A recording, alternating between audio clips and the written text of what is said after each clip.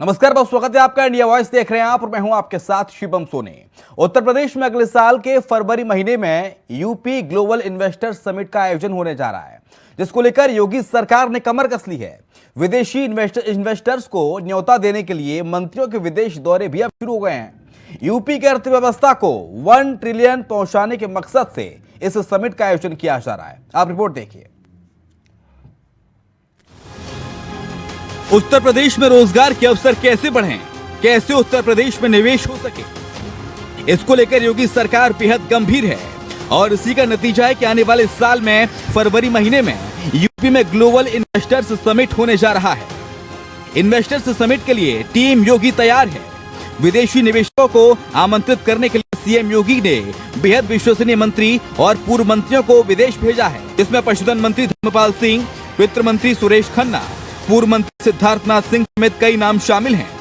लखनऊ में 10 से 12 फरवरी तक आयोजित होने वाले इन्वेस्टर्स समिट के लिए योगी सरकार के मंत्रियों ने कमर कस ली है। प्रदेश की अर्थव्यवस्था को 10 खरब डॉलर बनाने के मकसद से इस समिट का आयोजन किया जा रहा है।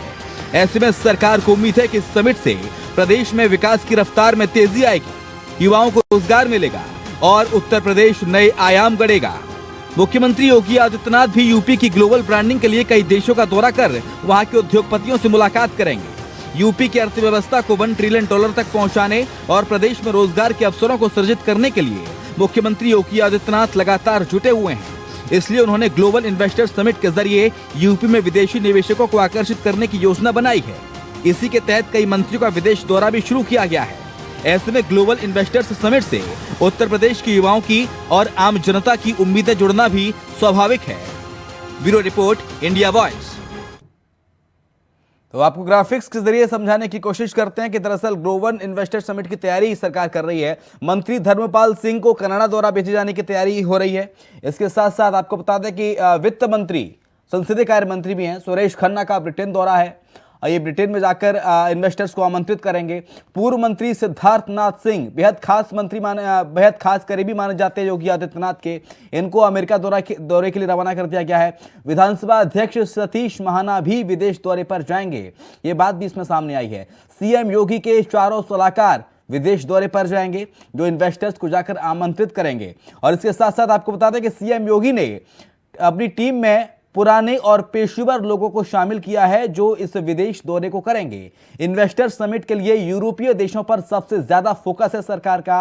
यूरोपीय देशों से इन्वेस्टमेंट कराने की काफी उम्मीदें हैं। यूरोपीय देशों से 18 क्षेत्रों में निवेश का रास्ता भी अब तक साफ हो चुका है। इसके साथ ही अब तक 379 निवेशक 1.62 लाख करोड़ का निवेश कर चुके हैं।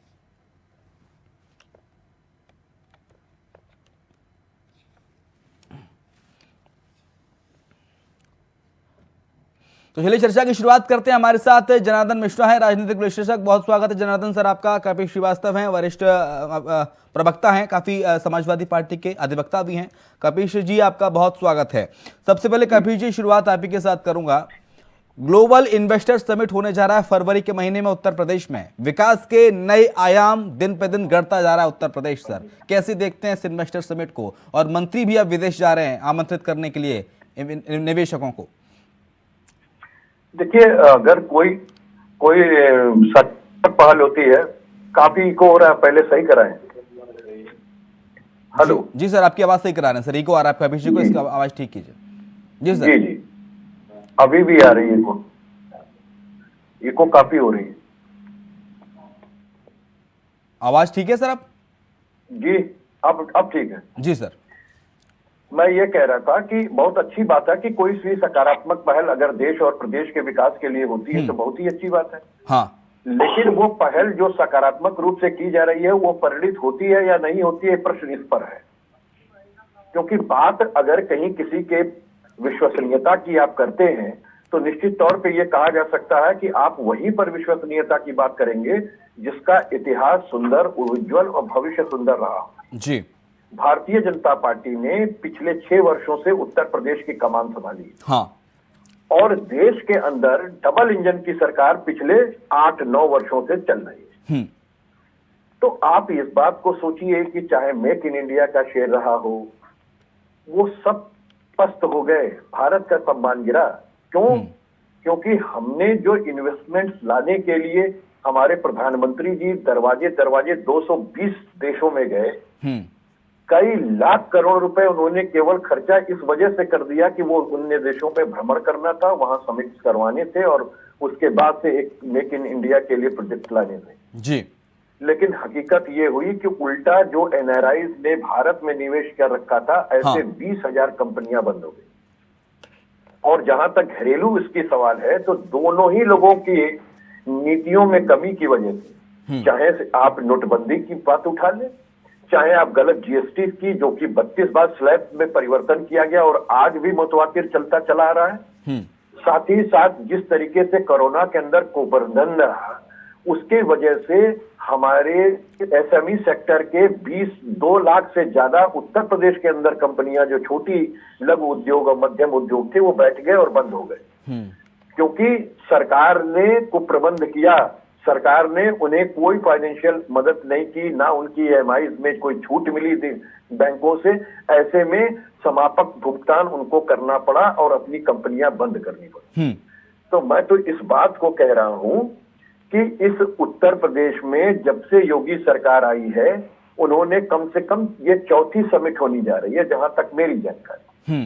पहली समिट हुई थी 4.5 लाख करोड़ का एमयू सिग्नेचर हुआ था, दूसरी 60,000 करोड़ और तीसरा 80,000 करोड़।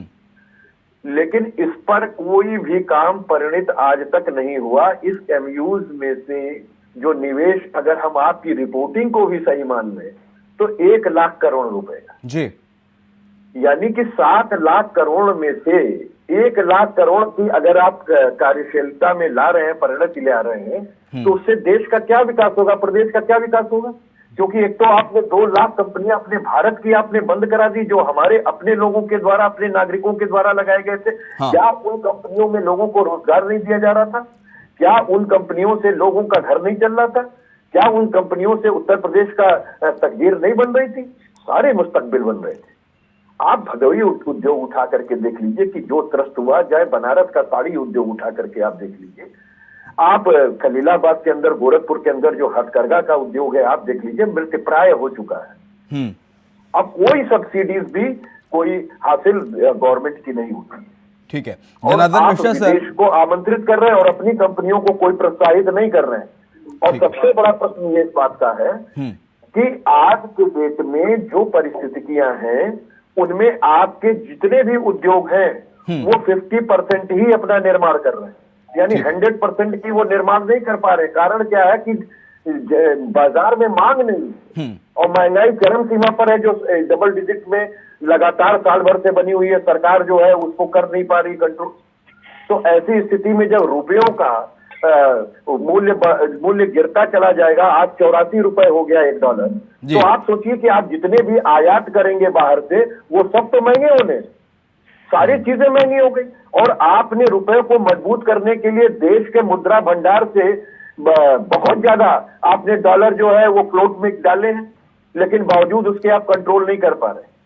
तो इन सारे प्रश्नों की चीज है कि जहां एक तरफ 50% ही निर्माण हो रहा है, बाजार में डिमांड नहीं है, अगर आप इन्वेस्टर सबमिट करके कोई सबमिशन कायम भी कर लें, तो वो कंपनियां चलेंगी कैसे? उनका भी वही हश्र होगा जो 2 लाख कंपनियों का हुआ। ठीक है, जनार्दन मिश्रा सर से जान लेते हैं। सर, तमाम सवाल उठा दिए समाजवादी पार्टी ने इस इन्वेस्टर समिट पर, लेकिन सर सरकार तो कह रही है कि इससे लाखों रोजगार सृजित होंगे, नई नई कंपनियां उत्तर प्रदेश में आएंगी, विदेशी निवेश आएगा, उत्तर प्रदेश और समृद्धि की ओर बढ़ेगा। जनार्दन सर, आपके नजरिए से, आपके वरिष्ठ पत्रकारिता के चश्मे से आप इसे कैसे देखते हैं? देखिए शिवम जी, सरकार ने, जैसा अभी कपिल जी कह रहे थे कि प्रयास किए, कई प्रयास बहुत अच्छे सफल नहीं हुए। हाँ। और देखिए सबसे बड़ी बात यहाँ पर जो गौर करने वाली है, कोरोना टाइम में पूरी ग्लोबल इकोनॉमी जो है वो क्रैश हुई है जी। हर एक व्यक्ति, चाहे बिल्कुल नीचे स्तर पे हो या बड़ी बड़ी कंपनीज है, वो उन्होंने फाइनेंशियल क्राइसिस फेस की है। तो उस दौर से निकलने के बाद अब जब हम लोग थोड़ा फेस करके आए हैं, तो एक थोड़ा सा एक उम्मीद जगी है कि दोबारा से इन्वेस्टर्स आना चाहते हैं और दोबारा से चीजों को हम अपने रूट पे ले आ सकते हैं। तो निश्चित रूप से अगर उत्तर प्रदेश सरकार इस तरह का प्रयास कर रही है तो इसको मुझे लगता है, जैसे कपिल जी ने भी इसको सकारात्मक लिया है, उससे अगर रोजगार सृजन होता तो देश की और प्रदेश की सबसे गंभीर समस्या जो बेरोजगारी है उससे हम निजात पा सकेंगे। तो ये एक बड़ा कदम है और मुझे लगता है कि अभी सकारात्मक ही लेना चाहिए, क्योंकि अगर सरकार प्रयास करती है और तो चीजें बढ़ने लगती। मैं एक उदाहरण छोटा सा देना चाहूंगा कि जैसे आपने देखा लखनऊ में लुलु मॉल खुला, तो एक जो ग्लोबल इमेज रखते हैं, जो एशिया में जो एक फेम रखते हैं, धीरे धीरे करके वो लोग भी यूपी को एक वरीयता देने लगे हैं। कारण में आप देख सकते हैं लॉ एंड ऑर्डर सुधरा है, चीजें यहाँ पर थोड़ी सी अच्छी हुई है। तो निश्चित रूप से ये सरकार को मुझे लगता है कि एक प्रशंसा जरूर करनी चाहिए। ठीक है कपिल श्रीवास्तव सर, जब भी सरकार कोई पहल करती है अच्छी, सरकार कह रही है कि $1 ट्रिलियन इकोनॉमी का सपना है उत्तर प्रदेश का, उसको साकार करने के लिए योगी आदित्यनाथ जा रहे हैं इन्वेस्टर समिट करने के लिए, जो 10 से 12 फरवरी तक चलेगी। तो सरकार के कुछ फैसलों का तो विपक्ष को स्वागत करना चाहिए, सराहना चाहिए। आप हमेशा विरोध करने लग जाते हैं।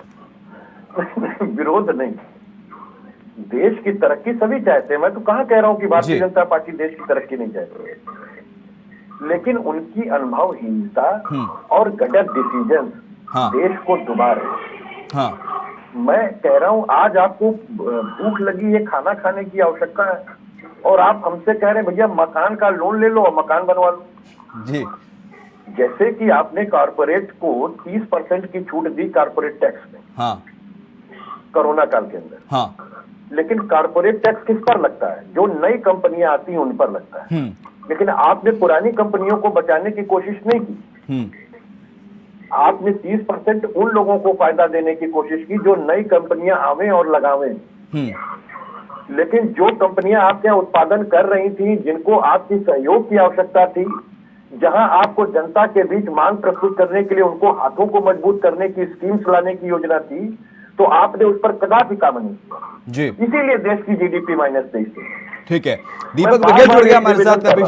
कपिल जी दीपक बघेल जुड़ गए, प्रवक्ता भारत। सुनी साहब 1 मिनट केवल चाहूंगा। जी सर जल्दी से। पहली चीज तो मैं ये कहूंगा कि देखिए लुलु मॉल समाजवादी पार्टी के कार्यकाल में हमने एमयू सिग्नेचर किया, हमने ही प्रणीत किया था, वो बनने में समय लगा है और इनॉग्रेशन हुआ है जी। वो तो आप लुलु मॉल वाले से भी पूछिए। लखनऊ के अंदर पराग डेयरी से लेकर के ज्ञान और सारी दूध की डेयरियां समाजवादी पार्टी ने वहां पर लगाई हैं।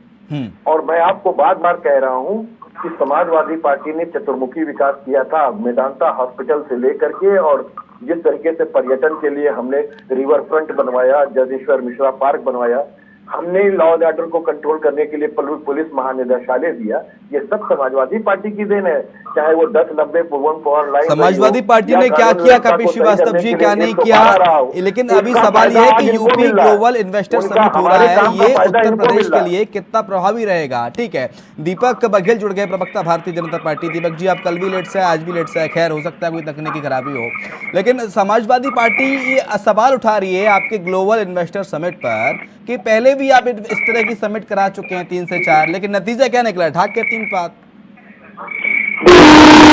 पार्टी ने 2017 के अंदर भी इन्वेस्टर समिट कराई थी, जिसके अंदर हमने लक्ष्य लेकर 5 लाख करोड़ का लेकर चले थे, जिसमें से 4 लाख करोड़ रुपया तो उसमें इन्वेस्टमेंट आया। उसके बाद में हमने ग्राउंड ब्रेकिंग सेरेमनी करी थी, उसके अंदर भी लगभग 80,000 करोड़ का इन्वेस्टमेंट उत्तर प्रदेश के अंदर आया। देखिए कोई भी इन्वेस्टमेंट उत्तर प्रदेश के अंदर आता है तो उससे कई सारी अर्थव्यवस्था की चालों को धार मिलती है। आप जहाँ पर किसी भी प्रकार का कोई इन्वेस्टमेंट के माध्यम से कंपनी खुलती है, कोई संस्थान खुलते हैं, उन संस्थानों में देखिए वहाँ पर जो काम करने वाले युवाओं को नौकरी मिल रही है, उसके बाद में उस अर्थव्यवस्था के आसपास कई सारी चीजें घूमती है, वहाँ चीजें गाड़ियां आने के लिए, वहाँ लोग आने के लिए, रुकने के लिए होटल की व्यवस्था, तो एक अर्थव्यवस्था में जो पंप करने का काम होता है वो ऐसी इन्वेस्टर समिट के माध्यम से जो बाहरी पैसा आता है उसे उत्तर प्रदेश का विकास के लिए काम करता है। ठीक है, जब समाजवादी, अभी मैं कपिल जी को सुन रहा था तो समाजवादी पार्टी की सरकार के समय की बातें बता रहे, समाजवादी पार्टी की सरकार के समय पे क्या स्थिति थी इन्वेस्टरों की? देखिए जहाँ चाहे वहाँ गुंडाई हो जाए, जहाँ चाहे वहाँ डकैती पड़ जाए, आप शाम को निकल कर आए, आपके साथ में कौन आपको लूट ले पता नहीं, इंफ्रास्ट्रक्चर के हाल का कोई पता नहीं। आज देखिए उत्तर प्रदेश के अंदर लगातार इंफ्रास्ट्रक्चर का जाल कितना बड़ा होता जा रहा है। आज रोड इंफ्रास्ट्रक्चर में देखिए एक्सप्रेसवे का जाल पूरे उत्तर प्रदेश के अंदर फैला हुआ है। सारी रोडें अच्छी हो गई, उसके बाद में इंफ्रास्ट्रक्चर में बड़े बड़े निर्माण लगातार जारी है। साथ में सबसे बड़ी बात किसी भी, ठीक है, वक्त बहुत कम है, दीपक जी बहुत शुक्रिया। कपिल जी मैं और सवाल करता